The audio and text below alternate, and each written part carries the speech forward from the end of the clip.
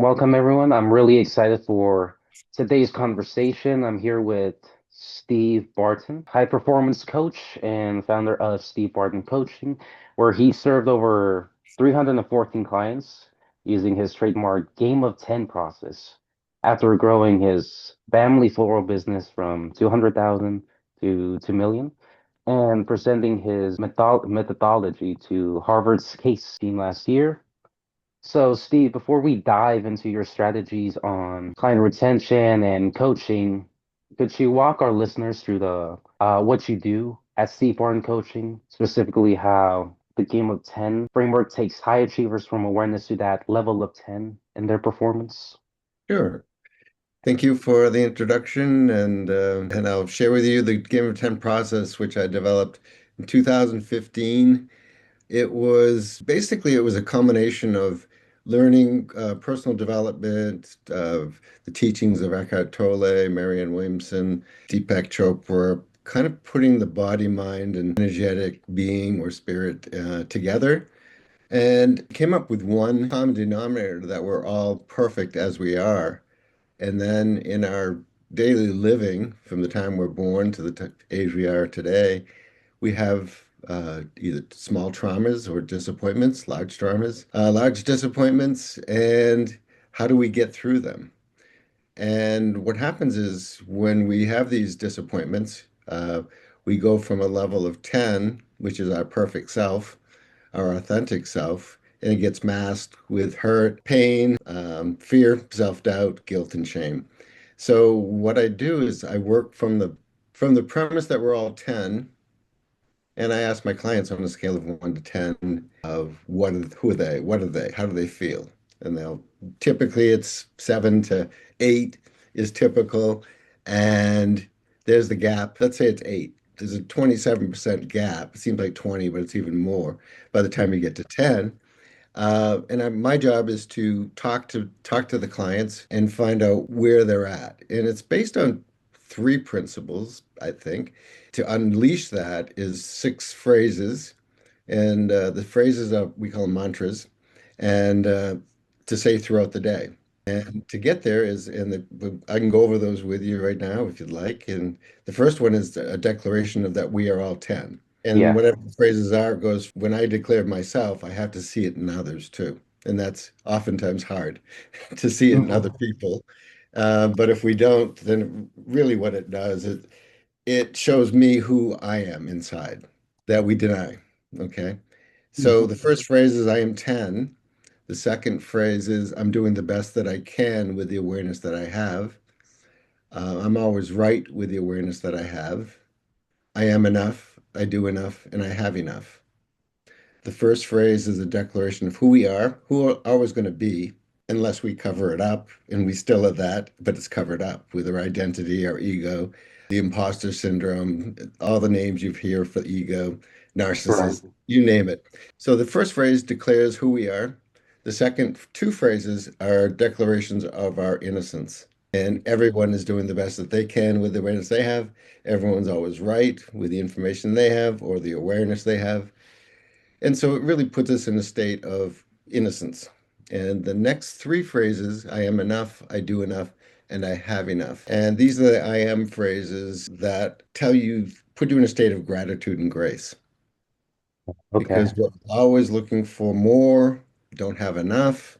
So it takes you out of the present moment into, I got to get more, or I don't have enough. And it gets you out of balance with who we are. And in time-space language, time is always now, the present moment.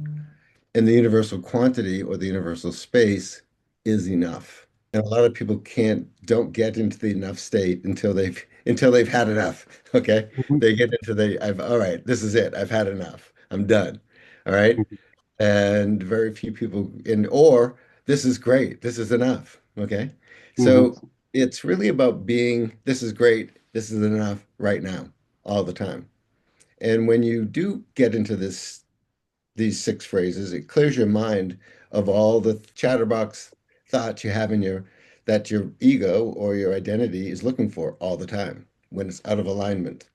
So it's Mhm. always telling us, without telling us, because we don't think of it this way, that we're out of alignment. So the only time we're in alignment is we have no thought. And if we do Okay. have a thought, it's going to come from an idea from the present moment that we turn it into form, which is thought forms. And then from those thought forms, we turn it into action and creativity from the idea. So we put it into a physical. I'm going to make a sandwich, for example. I have an idea. I'm hungry. Okay. Or you get a feeling, which Mhm. turns into an idea. What I'm going to eat. I'm going to have a sandwich. So I'm going to make the sandwich and then I'm going to eat it. So this is how our manifestation works, basically. All And right. so that's pretty much it. Then there's also when we do say these phrases, it does open up what we have been resisting. Mm. Those disappointing thoughts, those traumatic thoughts that we kind of stuff down, and it really does depress us to eight, can be three, can be one, but that's in some things are so traumatic that they don't, our mind, our ego protects us from these reenactments of these thoughts. So it protects us, but it also holds us back. Hmm. Okay. So Yeah. yeah. So so I teach people to how to let go. And how to let go is the concept of forgiveness. How do you forgive yourself and others? Most people have a real easy time forgiving other people, but they really have a hard time forgiving themselves for something they Absolutely. did, something they thought, something they um, felt. So I teach them how to let go of, and we have a process on how to do that throughout the day too. So unleashing these thoughts, feelings, and emotions from the past, and if you don't let them go, they're just going to accumulate in your mind and create you're going to have a worse day than ever. It might sound good in the moment, but you've just unleashed your subconscious, and you got to learn how to let it go.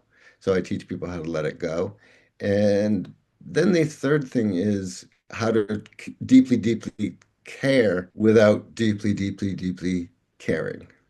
Mm. So often people get trapped up in today's, if you watch the news, oh my God, these people are bad. Oh my God, I can't believe they're doing this. Oh my God, but what are you going to do about it? Either do something about it or stop. Stop Exactly. getting yourself all upset, and you're just going to cause your physiologically, you're going to have high blood pressure, you're going to be angry, and you're creating all this negative emotions inside, and you're not doing anything about it. So I teach people how to be compassionately detached to really care, then do something about it, or be aware of it and don't attach to it.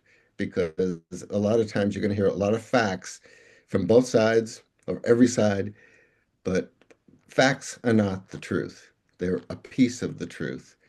So many people think, oh, I'm holding on to a fact. This is true, that I saw it here. I know it's true. Well, it may be, but it's only a piece of the truth. It's not the whole truth. That's it in a nutshell. How's that? That's pretty incredible. And I know there's a lot to work through, but it's it's basically restoring people to that like sense of wholeness through a lot of inner work and letting go. Of course, those mantras help, right? Because whatever you put in your mind or say, the mind is going to believe, especially the subconscious. But it's yeah, it's a lot of active inner work. It's an active meditation. It's an active, I've had a client bliss out. I've had two actually. I can't, they'll say, I can't think. After saying it, I said, good. This is what inner peace is. This is no thought. That's what Buddhism is. It's about clearing your mind. It's washing your brain, basically. So I teach people how to wash their own brain. So I don't want, if you don't wash your own brain, someone else is going to do it for you and put in things that they want you to hear and to believe. So it's really about taking personal responsibility for what you're taking into your consciousness and subconsciousness, and being conscious, it's meta awareness. Awareness of your awareness Hmm. is the outcome of the game of 10. Okay. And then using that awareness for your benefit, right? To become better.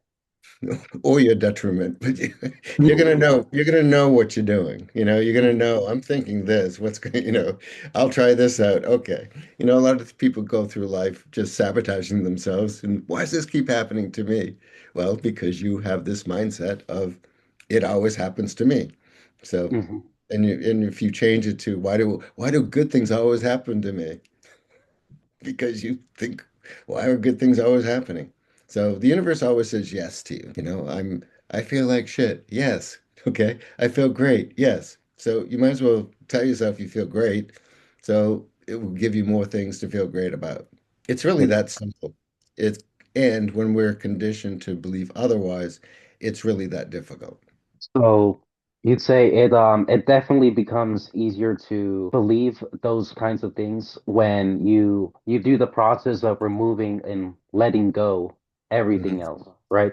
You let go of the things that don't serve you anymore, and you keep the things that serve you. So you're basically doing a mental inventory. Oh, this thought is, oh, I hate this. I hate my job. Well, you're going to go into your work and have all the things that you hate happen to you, and you get really bad, people that treat you horrible, boss treating you horribly, customers, just everything that you hate is going to be validated by it. Oh, I love my job. I love my customers. I love my boss. They're really supportive and really helpful. So it's really holding on to the things you love. It's really about letting go of fear, self-doubt, guilt, and shame. So that brings me to the game often played, and that is the other side of the game of 10. The game often played is 1 through 9, and there's 6,541 options, 9 times 9 times 9 times 9 options in that matrix. So that is the matrix. And Got to get out of the matrix, you go to the game of 10, which you end duality. It becomes an infinite spectrum of truth, love, unconditioned love. And a lot of people freak out by the word love because they don't have boundaries with it. Oh, I it. have to love everyone. No, you have to love everyone. You don't have to like the way they treat you, and you can avoid them and block them. Okay, love you later. Okay, I love Mhm. love you later. Bye. So That's a very good point there. So what makes your 10-step process like reframing beliefs, building attraction, and fostering expansion click so effectively for clients you work with or mhm. execs and teams? How do you typically tailor it in those first client sessions? Well, the first client session, I have them do an assessment of 14 questions, 1 through 10, based on those 6 phrases.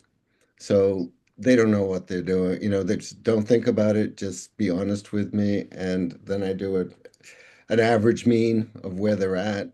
Typically, it's 7 to 8, sometimes 5. You never know. But the easiest ones to work with are the people that are close and they want to get more, because we always feel like we're 10, or it is what it is. This is my life. It's not going to change. The ones that really work well with me are the ones that want to be their best and to Mm. grow and to know that personal development is a journey, it's not a destination. Once you get to 10, what are you going to do about it? Okay.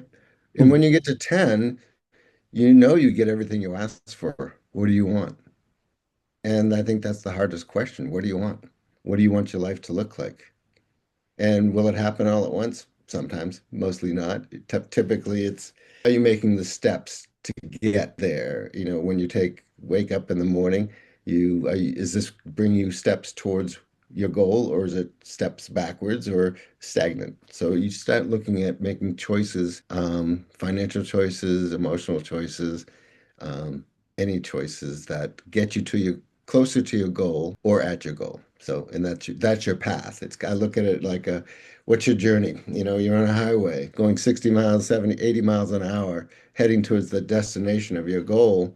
And if you don't pay attention, hear the rumble strip. All right. Then you hear the gravel, right? And you Mm. get the guardrail. Then you're in the ditch. If you don't pay attention, you're going to be off your path. And that's a great metaphor for personal development and life and goal setting. And it's really the way I look at it too is we are intentional, which is goal setting, intuitive, which is very perceptive, spiritual or energetic beings having a physical experience. That's who we are. And some people will accept it. People have been tainted by religion. They don't like the word soul or spirit. So I just say, are we energetic beings? Do we give off energy? Yes. Okay, let's go with that. And do you do like all at once, or do you do it like one step at a time? Because I know some people it's a lot to make those changes depending on where they're at. It takes about 3 months. The first month I can get them to 10. Okay. That's almost a Okay. guarantee. I will guarantee it if they've done the work. I'll get you to 10 in 4 sessions. And then the next 8 sessions typically are how are you incorporating this into conversations, interactions with other people, uh, setting your uh, systems in place to get your goals because every goal has to do you have the systems in place to accommodate that. I want to have five brand new cars. Well, do you have a place to keep these cars? Okay. No, then really weaning it down to is it a realistic goal of how are you going to maintain? Do you have the money to maintain it? No. Then is it a goal or is it an obstacle? More obstacles you're creating for yourself. Yeah. So get your systems in place first, and then the rest will come. If you build Mhm. it, it will come. Kind of like Field of Dreams. Yes, the systems definitely smooth that Hmm. process out. Hmm. So on your side, you emphasize three focuses, which are friends and family, health and well-being, and wealth and legacy. So what's been most surprising about how addressing those personal pillars drives long-term client loyalty and professional training?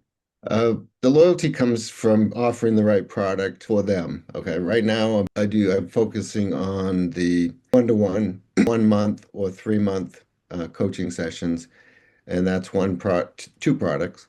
The third product's going to be the group coaching, and I'm co-coaching with another coach in Phoenix, and I'm in Portland, Maine. So we're going to do that, and then I'm going to have my own uh, the game of 10 room and the game often played room. So or the getting to 10. So offering my lowest price item is going to be the getting to 10 for the people who aren't there, who don't want to be in a group of people who know they get everything they ask for. Okay. In Mhm. order to the people that know they get everything, don't want to hear, I don't believe you in the group. All right. So we'll have a group for people like that, which is most people believe it to a point. If you're an 8, you believe it 80%. Okay. Mhm. And people who are 8s get 80% of everything they ask for. People who are 10s get 100% of what they ask for. So they know it. And now it's really focusing on getting and using your intentions to get it in a way that is respectful for yourself and others, doing it in a respectful way that's legal and honest with yourself and others. What are you looking forward to most about group coaching? Why I guess the change into group versus one-on-one? Well, it's my one-on-one sessions are I charge $5,000 for 3 months of coaching, 1850 per month if they don't commit to 3 months. And a lot of people that I meet don't have that money available. So the group coaching is going to be more affordable, 800 a month subscription. They'll get 2 private sessions each month and 4 group coaching calls in that month, or 5, depending if it's once a week. So it's really creating the product for what the customer can afford, feel good about, and hopefully that working with me, they get the money that comes in. The new job, what I find is it does take time, for the new job, the new opportunities that they're open to. They'll take risks, more educated risks into getting higher value for their labor or their business.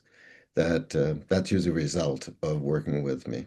Awesome. I love seeing that kind of success. And of course, in this group, they can also support each other, right? Yep. Yeah, It's like a exactly. community. Exactly. So if the more people we get in the group, we're going to limit it to 20 people. But when you do, a lot of times in group, you don't get a lot of deeply personal stuff. but you get some personal stuff. You find out what people do, what they're involved in, and then of course, we're going to encourage people to reach out to each other outside of the group. And I'm in a BNI group in Portland, Maine, which is Business Networking International, and that's what we do. We're salespeople, so I'm oftentimes connecting people in my um, group coachings to other people, connecting people. So that's all part of it too. So that's how it works. It's about connection, connecting with source energy, connecting with yourself, connecting with other people. And, the Dalai Lama once said when he was trying to raise $1 million, so the interviewer said to him, "Where's this money going to come from?" I don't know, it might have been $100 million. And Dalai Lama says, "Wherever it is, it will come." Right. So I like that. I guess that's another thing that's important when you kind of let go. You can stop worrying about how some things are going to happen as long as you're in the process, right? by worrying about it shuts it off. It's almost like Hmm. if you had an on-off switch of, you state your goal, then you have to let go of that control on the outcome of it because it's putting you in charge versus the workings of the universe to do it for you. Hmm. Make sense? Yeah. Yes. Yeah. So, but that's what we're trained to do is to control. So the opposite, the game of 10 is letting go of the control of the outcome. I just Mm. know it's going to happen. I don't know how. It's just going to happen. Well, don't you want to make it happen? Well, it's not going to happen as fast if I try to make it happen versus if I Hmm. let it happen and I'm open to the opportunities or the awareness that this is a yes. Boop, okay, it's on my path. Say yes to everything and watch what comes in. And it may be a yes for that moment, but it's not a no, it's not a yes down the road. So Very good to be open for that because I mean, you just don't know when something's gonna pop up. it's true. So the flower company was called Harmon's and Barton's Flowers. Is that correct? Yeah, we merged with we're Barton's Flowers, started in 1950, and my grandfather started it. My father took it over. I was the third generation. I was 22, just out of college, business school, and my father had a stroke, and I took it over at 22 years old and brought it. It was doing 200,000 a year. We sold in 2007, and we were doing a couple $1 million a year. We bought Harmon's, which made Harmon's and Barton's. We became the largest flower shop in the state of Maine. And I liked it. When I left, I liked it, didn't love it, and I was ready to get out. And the rest is got my financial advisor's licenses, did that for a little bit. Then I got then I wanted to really just practice my personal development and which was my passion for helping others achieve their goals and being happy because part of the game of 10 is being happy, healthy, wealthy, healed, and whole, and it's not negotiable. Exactly. Mhm. And after you left you sold the flower shop, you went Mhm. into your other roles, and then that's kind of when you started focusing on the path to helping others with their personal development. Is that right? Yeah, I graduated from the Gestalt International Studies Center in Wellfleet, Massachusetts for my coaching certificate. And that's where I learned how to coach, how to do a session. Um, but I basically created my first client was a head of coaching at the center. I have a unique talent, and she goes, "Can you teach me to do what you do?" And I said, "Sure." And so she was my first client, and she was happened to be for 30 years. She retired. She was the head of AT&T, head of HR for AT&T World. Oh, So my wow. first client was an executive. So I became an executive coach first client. So that was pretty That's cool. amazing. It's like you said, those connections really helped, talking to people, and that's a pretty good client success story, right? I That think so. That's having met that was my first client, and then the rest was like it was kind of desert after that. Thinking, oh my God, my business is going to take right off, and then you go, no. So I wrote, but what I did do during the desert time was to write a book, keep developing the game of 10, the game after play, just creating more value. And so I teach my clients who are entrepreneurs During the slow times, develop yourself and develop your business. It's business development. You gotta go out and go out and get sales. You gotta uh, call people, find out who brings in the business. When the flower business, I was contacting hotels, Maine's a destination wedding, and that was where they'd come in from out of state and spending thousands of dollars for flowers versus my typical local wedding was 1,500, where the out-of-staters were 5,000 to $10,000. So I would go to the destination wedding facilities and tell them what I do and show them what I do. And so they'd refer me. So it's a lot of business is a lot of referral. It is, and life is a lot of referral. It's who you hang around with. They say that you want to be the average of the people you hang out with. You don't want to be the smartest, you want to be the average. Hang around with uh, if there's five people, hang around with two smarter than you and two that aren't as smart as you, that you can help them along, if they want. But you want to learn from the smartest. And then when you are the smartest, you're in the wrong room. Yeah, it's in steps. Once you reach a certain level, it's time to move on to the next, and hopefully that next you find that next set of people that you can elevate next to. Exactly. You want to hang out with people who are smarter than you. That's what I say. How did you get into personal developments? Well, it was over 30 years ago. I had an out-of-body experience, and it Oh. was powerful, and it changed my life. And I realized who I was, and it took me a month and a half to really assimilate it. And we are that energetic being, and when you have one, it will change your life or it will ruin your life, depending on who you share it with and how you assimilate back. So Hmm. from that time, it took me a good year to figure out who knows what I know, who doesn't know what I know, when to shut my mouth, when to talk about it, who thinks it's cool and who thinks it's crazy. Okay. So Hmm. it's really about wisdom of sharing your knowledge and wisdom with people who appreciate it. And and some people call it enlightenment, some people call it awakening. It's really the key is you always want to be awakening. What Good I know point. today maybe look back 10 years from now and say, "Well, I didn't know crap compared to what I know now." Because the fact that 10 years ago, if I look back 10 years now, it's like I didn't know anything about the coaching business that I do now. Grown enough to know that I'm doing the best I can with the awareness I have right now. Hmm. And so many people feel, oh, I can do better. Well, that's guilt and shame. I did something bad. I'm not doing my best. And you're going to be living and wallowing in that shame and guilt and fear and self-doubt. And then you're stuck and it becomes habitual. So we're very habitual. So if you're going to have habits, have good ones. And no matter what Absolutely, you do, enjoy it. I don't care what it is. Be the best at it. for sure. How did you go about finding clients for your coaching? Well, back then, right after the dry season, and also like how do you do that now?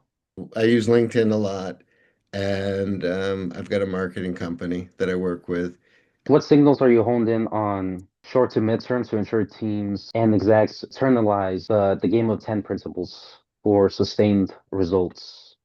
The sustained results come from practicing the mantras, the letting go, and the detachment from over caring and not doing anything about it. That leads to frustration, anger, and bitterness, right? Yep. Mhm. Pretty much. Absolutely. It's really simple, but we're Hmm. conditioned we're conditioned to make it difficult. Absolutely. And I guess it's just about repetition, right? It's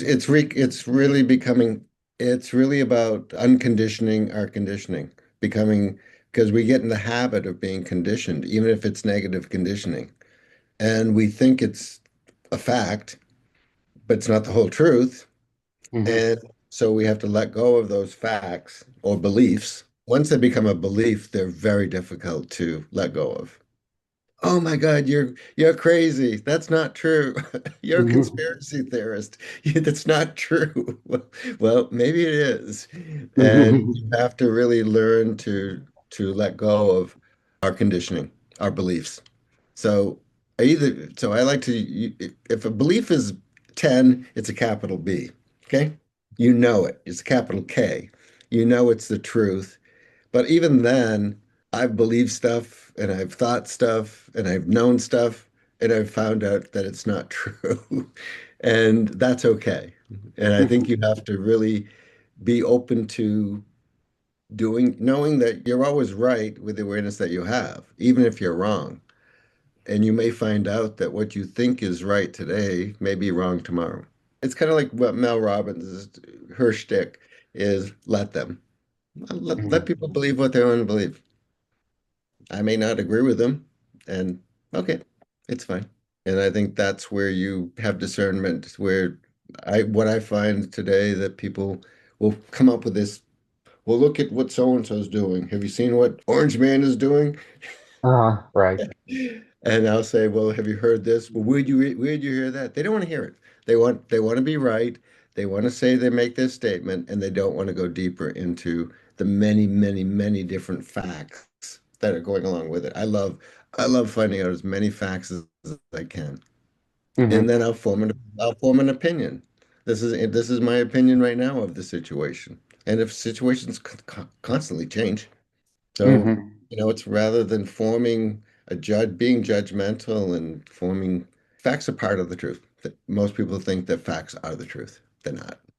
Hmm. It's like missing the trees for the forest, or however the phrase goes. It's just Yes. one part of You it. might have you might have your face against one tree and there's no other trees around. You think you're in the forest, right? Point. Mhm. Yeah. Yep. I Yep. just made that up for you, Anthony. Thank you. I You're like welcome. that. Well, looking ahead as you scale with more clients, what strategic bets are you making on client obsession, or are you implementing like any new Yeah, tools? the new products are going to be the group coaching, um, Hmm. getting to 10, the game of 10. With Clifford, I'm doing the fighters, collaborating with his MMA background and my business background. It's going to be called the 10th round. So Mm, that's going to be the for people who are tens. Um, and then my own, and it's kind of a funnel. We want to get them to do the private sessions. I get That's it. that's where the high tickets are. But if they're not interested, that's fine too. So we're not going to push Mhm. anybody to do what they don't want to do or don't feel they're getting the value. A lot of my clients come from typically they've had traumatic experiences in their life, like going through a divorce, going or separation, for a long time relationship. Typically, if they've lost their business, they don't feel like they can spend any money, or if they're getting a promotion and they don't feel they're qualified for it, they need to be coached. That's people who have an urgency is who I'm looking for. And that's usually who will hire me. I get to, and they feel comfortable that I can help them. And I know I can. So my confidence levels through the roof. Okay. Okay. I've got stuff to back it up too. So Hmm. that's where the testimonials come in. Stories that unbelievable stories. So I'm sure you've seen a lot, especially, 300 plus clients, and you get very personal with each of them. yeah, Yeah. yeah. It's really tough not to become their friends. Hmm. I'm friendly. I'm not their friend. Hmm. So when they ask me to come over the house or I said after we're done coaching, I'll be a friend. But right now you're my client, so I can be friendly. But much like when in the flower business, well, we're friends, aren't we? I said no. If I was your friend, I would borrow money from you to pay the payroll, and you'd lend it to me. Hmm. Okay, so we're not friends, are we? No, we're not. Hmm. Yeah, good point. Yeah. Making that a differentiator, right? Yeah, you have to hold a different level of not better than, but hierarchical level when you're coaching somebody, much like teacher student. Good point.